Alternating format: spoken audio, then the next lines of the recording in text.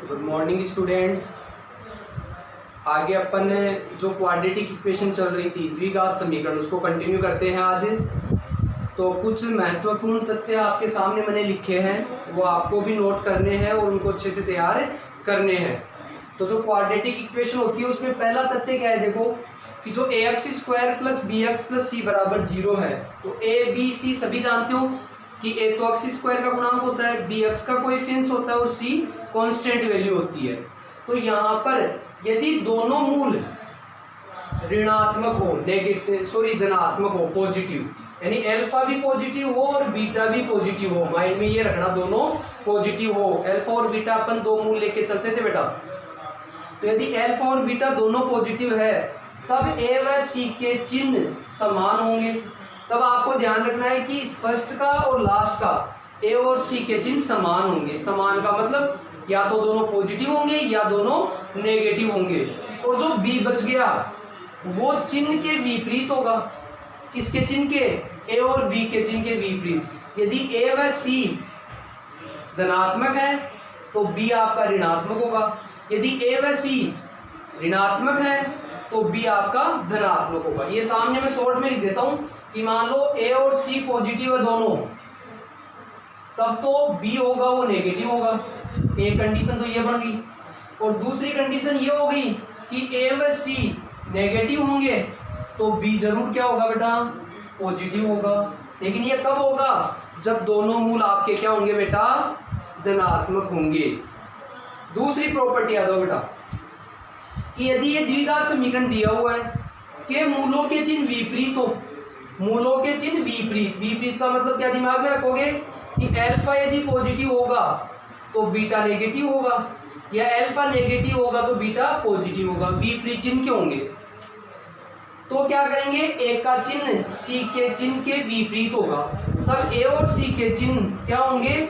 विपरीत होंगे। विपरीत होने का मतलब यदि ए पॉजिटिव है तो सी आपका नेगेटिव रहेगा। एक तो ये हो गया। दूसरी कंडीशन ये बन सकती है कि यदि ए नेगेटिव है तो सी आपका पॉजिटिव होगा। तो कंडीशन क्वेश्चन में आ जाएगी कि भाई बताओ इसके रूट्स के जो साइन है वो अपोजिट है, यानी विपरीत चिन्ह के हैं, एक पॉजिटिव है एक नेगेटिव है, या पहला नेगेटिव दूसरा पॉजिटिव है। और आपको कहेगी ए पॉजिटिव है तो बताओ सी कैसा होगा? तो सी आपका नेगेटिव आंसर होगा। या ए नेगेटिव है तो सी कैसा होगा? पॉजिटिव होगा। तब ए और सी का चिन्ह आपको यहाँ से डिसाइड कर लेना है। नेक्स्ट प्रॉपर्टी क्या है बेटा कि यदि जो क्वाड्रेटिक इक्वेशन है x² + bx + c बराबर 0 के मूल समान है, मूल समान है, समान होने का मतलब अल्फा और बीटा बराबर दे दे आपको। समान होने का मतलब क्या है? अल्फा और बीटा समान दे दे तथा विपरीत चिन्ह के हो, और चिन्ह विपरीत होना चाहिए।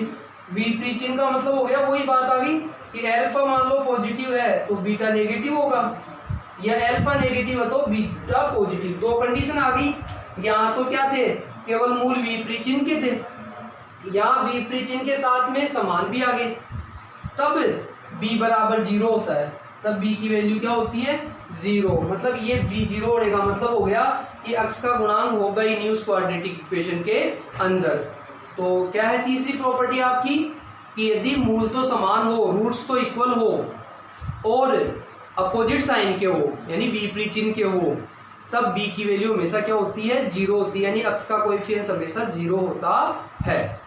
नेक्स्ट प्रॉपर्टी देखो बेटा, फोर्थ वाली। यदि ये क्वाड्रेटिक इक्वेशन है के मूल परस्पर व्युत्क्रम हो, परस्पर व्युत्क्रम यानी रेसिप्रोकल होंगे, आपस में क्या होंगे? रेसिप्रोकल, परस्पर व्युत्क्रम हो। व्युत्क्रम होने का मतलब ये हो गया कि मैं सामने लिख देता हूं यहाँ पर। व्युत्क्रम होने का मतलब एक अल्फा है तो दूसरा क्या होगा? बीटा 1/अल्फा हो जाएगा। व्युत्क्रम हो गया ना। या तो ये कंडीशन हो सकती है, या ये भी कह सकता हूं कि दूसरा बीटा ले लूं तो पहला 1/बीटा होगा। ऐसे एक दूसरे के क्या होंगे? व्युत्क्रम होंगे। तो यदि एक दूसरे के व्युत्क्रम है तब c का मान हमेशा 1 के बराबर होता है। तब ये c यानी कांस्टेंट और x² का कोएफिशिएंट दोनों इक्वल होते हैं। कब? जब रूट्स एक दूसरे के रेसिप्रोकल हो, एक दूसरे के व्युत्क्रम हो। फिफ्थ प्रॉपर्टी देखो, यदि मूल ऋणात्मक है यदि मूल ऋणात्मक है, ऋणात्मक यानी दोनों ही ऋणात्मक, यहाँ दोनों पॉजिटिव थे तब तो ए और सी के चिन्ह क्या थे, समान थे और बी उसका अपोजिट साइन था। यदि मूल ऋणात्मक है, ऋणात्मक होने का मतलब अल्फा भी पॉजिटिव है और बीटा भी पॉजिटिव है, दोनों ही पॉजिटिव है बेटा, अल्फा और बीटा दोनों पॉजिटिव है, तब ए बी सी समान चिन्ह के होंगे। यदि दोनों पॉजिटिव है तब ए बी और सी तीनों सेम चिन्ह होंगे, सेम साइन होंगे, या तो तीनों पॉजिटिव होंगे या तीनों नेगेटिव होंगे। जबकि ये दोनों धनात्मक थे, सॉरी ये मैंने पॉजिटिव कर दिया, यहाँ नेगेटिव कर लेना बेटा, अल्फा और बीटा नेगेटिव है तब ए बी सी के चिन्ह समान होंगे, और अल्फा बीटा पॉजिटिव थे तब ए और सी के चिन्ह तो समान होते हैं, लेकिन बी उनके अपोजिट साइन का होता है। तो जब अल्फा बीटा दोनों नेगेटिव है तो क्या होंगे, ए बी सी के चिन्ह हमेशा समान होंगे।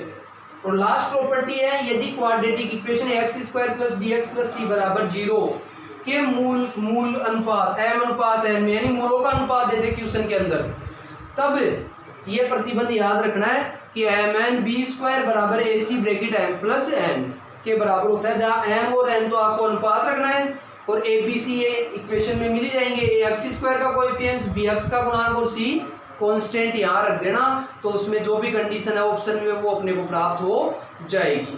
तो ये आप नोट कर लें और नोट करके बेटा इनको क्या करेंगे, लिख ले और अच्छे से तैयार कर ले। हाँ बेटा, तो इस प्रॉपर्टी से रिलेटेड देखो एक एग्जांपल मैं बताता हूँ आपको, जो आपके एग्जाम में भी आया हुआ है। 3x² plus 2bx plus c बराबर 0 के जो रूट्स है वो 2:3 के अनुपात में है, तो अब कौन सी कंडीशन सही है वो आपको बतानी है।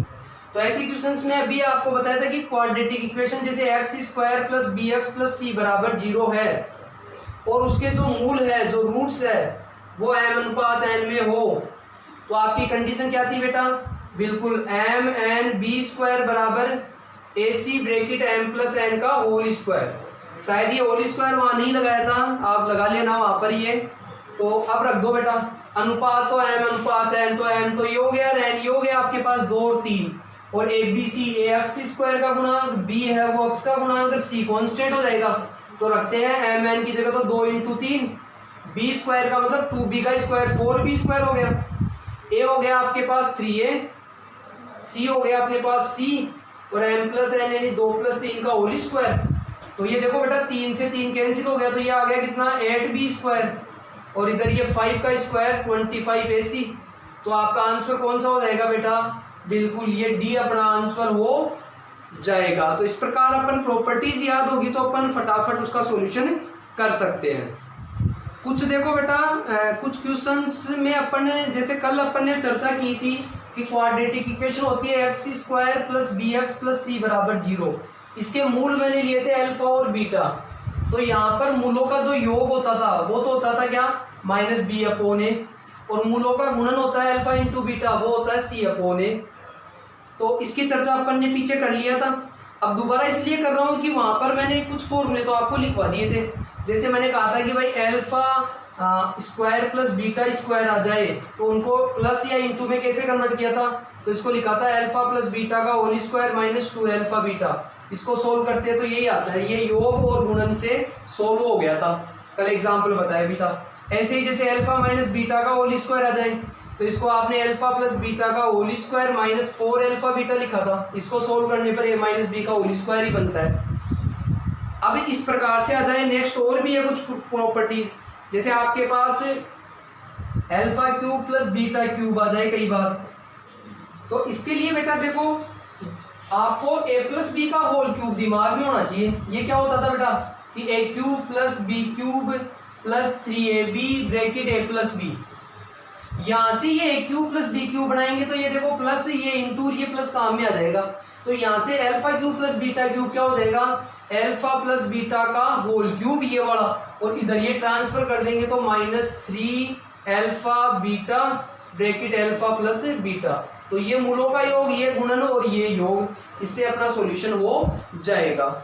ऐसा ही अपन बात करें अपन क्या बेटा अल्फा माइनस बीटा, तो ये बता ही दिया, इसका स्क्वायर उठाएंगे तो रूट हो जाएगा लास्ट के अंदर। एक था आपका alpha square minus beta square, यानी ए स्क्वायर माइनस बी स्क्वायर से दिमाग में आना चाहिए क्या होता था, ए प्लस बी और ए माइनस बी, अब ये तो मूलों का योग हो गया, ये अंतर है वो यहाँ से निकालेंगे।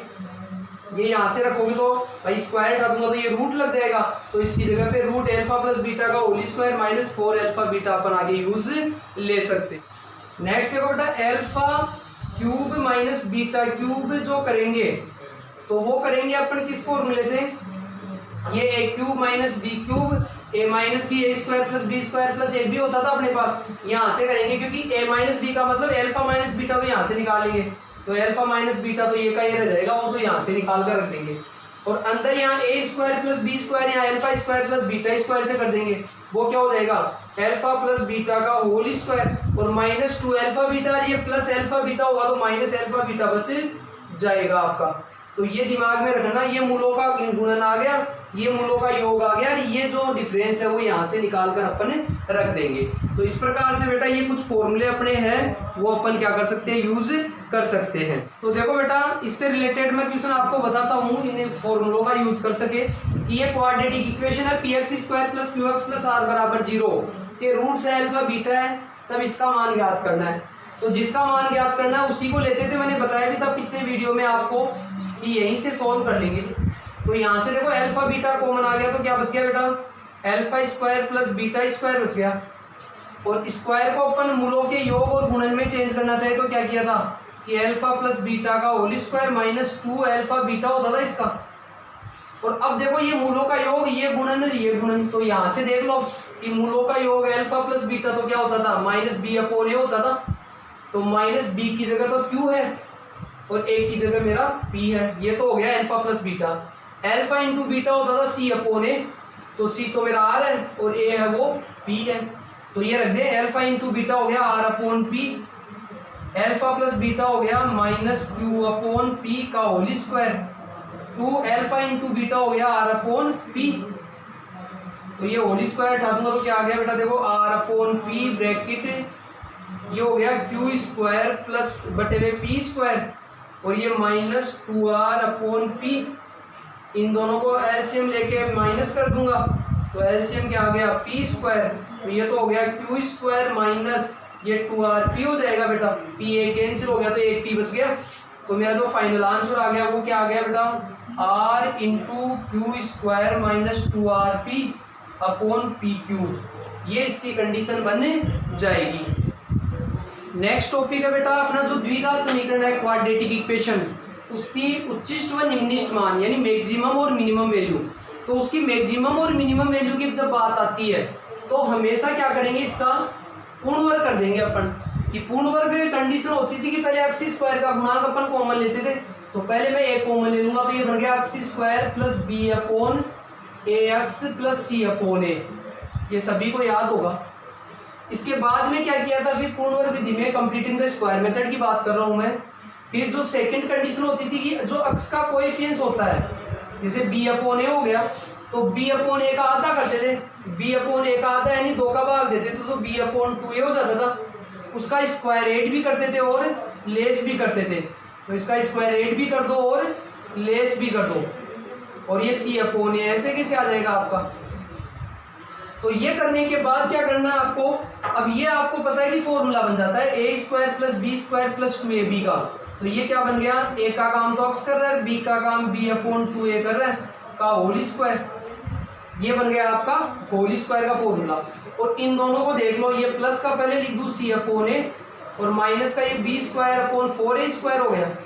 अब ये ब्रैकेट हटा देंगे तो ये a into X plus B upon 2a का होल स्क्वायर, और ये a इससे भी मल्टीप्लाई होगा तो a इंटू ये अंदर एलसीएम ले लो इन दोनों को, तो 4a स्क्वायर एलसीएम आ गया तो a कट गया तो 4a यानी 4ac बच गया यहाँ तो, और इधर 4a स्क्वायर कट गया तो b स्क्वायर बच गया और ये a से स्क्वायर कट गया, तो ये अपना फाइनल आ गया a bracket X plus b upon 2a का whole square plus bracket 4ac minus b square upon 4a। तो डायरेक्ट याद रखना चाहो तो ये याद रख सकते हो।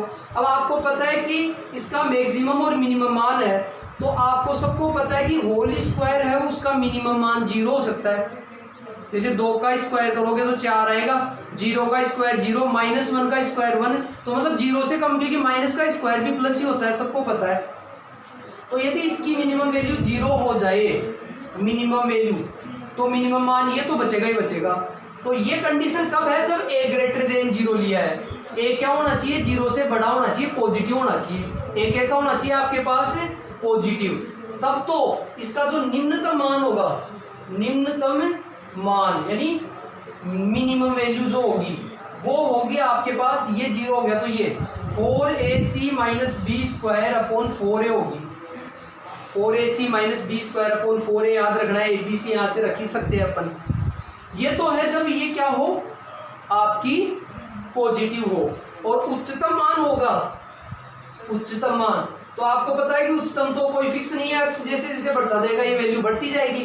तो उच्चतम मान इसका निश्चित नहीं है, निश्चित नहीं है, यानी कोई फिक्स नहीं है उच्चतम मान। मैक्सिमम वैल्यू कोई फिक्स नहीं है, मिनिमम वैल्यू जरूर याद रखनी है 4ac minus B square upon 4a। और यदि सेकेंड कंडीशन आ जाए, ये तो फर्स्ट कंडीशन हो गई मेरी, ये यदि a लेस देन 0 आ जाए, यानी ऋणात्मक आ जाए, एक तरह से नेगेटिव आ जाए a, यानी x स्क्वायर का कोएफिशिएंट नेगेटिव आ जाए, तब आपका ये जो निम्नतम वैल्यू है वो हो जाएगी उच्चतम वैल्यू। क्या हो जाएगी? तब उच्चतम मान जो होगा वो तो ये होगा क्या? 4ac minus B square upon 4a। और फिर इसका जो निम्नतम मान होगा, मतलब मिनिमम वैल्यू होगी, वो निश्चित नहीं होगी, वो निश्चित नहीं होगी, यानी फिक्स नहीं है। तो ये दोनों कंडीशन आपको याद रखनी है कि मैक्सिमम और मिनिमम। या तो ये फॉर्मूला दिमाग में रखोगे डायरेक्ट, या फिर ये तरीका आपको याद रखना है। अब इससे रिलेटेड क्वेश्चन देखते हैं बेटा। देखो, जैसे x square minus P x plus P minus 1 बराबर 0 के रूट्स है R1 और R2, तब p की कौन से मान के लिए, यानी p की वैल्यू अपने को ज्ञात करनी है। R1 square plus R2 square का मान अल्पतम होगा, मतलब मिनिमम होगा। तो सबसे पहले देखो, इसके जो रूट्स है वो R1 और R2 है और इसका मान ज्ञात करना है। तो सिंपल सी बात है कि R1 square plus R2 square, तो अभी अल्फा 1 स्क्वायर मतलब अल्फा और बीटा, R1 और R2 एक तरह से किसका काम करे? अल्फा और बीटा के। तो alpha square plus beta square को मूलों के योग और मूलों के गुणन के रूप में प्रदर्शित करूं तो क्या करूंगा? R1 प्लस R2 का whole square minus 2R1 R2 होता है, यानी अल्फा प्लस बीटा का whole square minus 2 alpha beta. अब यहाँ से मूलों का योग तो क्या हो जाएगा? R1 प्लस R2 यानी अल्फा प्लस बीटा, तो क्या हो गया? माइनस बी अपॉन ए होता है। तो माइनस बी की जगह तो माइनस का पी है और ए की जगह एक्स स्क्वायर का गुणांक है तो पी आ गया बेटा। और मूलों का गुणन यानी R1 इंटू R2 क्या होता है? सी अपॉन ए हो जाएगा। तो सी तो हो गया p माइनस 1 यानी कांस्टेंट, और a हो गया 1 यानी p माइनस 1 ही आ गया आपका। अब इसमें रख दो कि R1 प्लस R2 तो क्या बन गया बेटा मेरा? ये p, तो p स्क्वायर हो गया, और R1 इंटू R2 बन गया p माइनस 1। तो अपना ये बन जाएगा p square minus 2p plus 2, ये क्वाड्रेटिक इक्वेशन बन गई x square plus bx plus c। अब इसका आपको अल्पतम मान ज्ञात करना है। इसका मान मेरा ये आ गया और इसका अल्पतम ज्ञात करना है। तो अल्पतम कब होगा? जैसे इसका गुणांक है वो पॉजिटिव है, तो जब पॉजिटिव होता था यानी a ग्रेटर देन 0 होता था तब अल्पतम मान तो होता था लेकिन मैक्सिमम मान नहीं होता था। तो इसकी जो मिनिमम वैल्यू होगी आपकी वो क्या होगी बेटा? फॉर्मूला क्या होता था? 4ac minus B square upon 4a। अब एबीसी देख लो, यहाँ से ए तो यहाँ से देखना है, ए तो हो गया 1, बी हो गया माइनस 2 और सी हो गया 2। भाई सी का तो अल्पतम मान ज्ञात करना मेरे को, तो रख दो इसमें 4, ए की जगह तो रख दो 1, सी की जगह रख दो 2, बी की जगह माइनस 2 का स्क्वायर 4 हो जाएगा अपॉन 4a की जगह 1, तो ये आ गया 4 2 जा 8 माइनस 4 अपॉन 4, तो ये कितना आ गया 4 अपॉन 4। यानी इसकी जो मिनिमम वैल्यू होगी, जो अल्पतम मान होगा वो कितना होगा बेटा? 1 होगा। तो आज के लिए बेटा इतना ही, आगे बचा हुआ नेक्स्ट वीडियो में करेंगे। तो आप इनकी क्वेश्चंस इस प्रकार के निकालें, प्रैक्टिस करें, सॉल्व करें। Okay, thank you.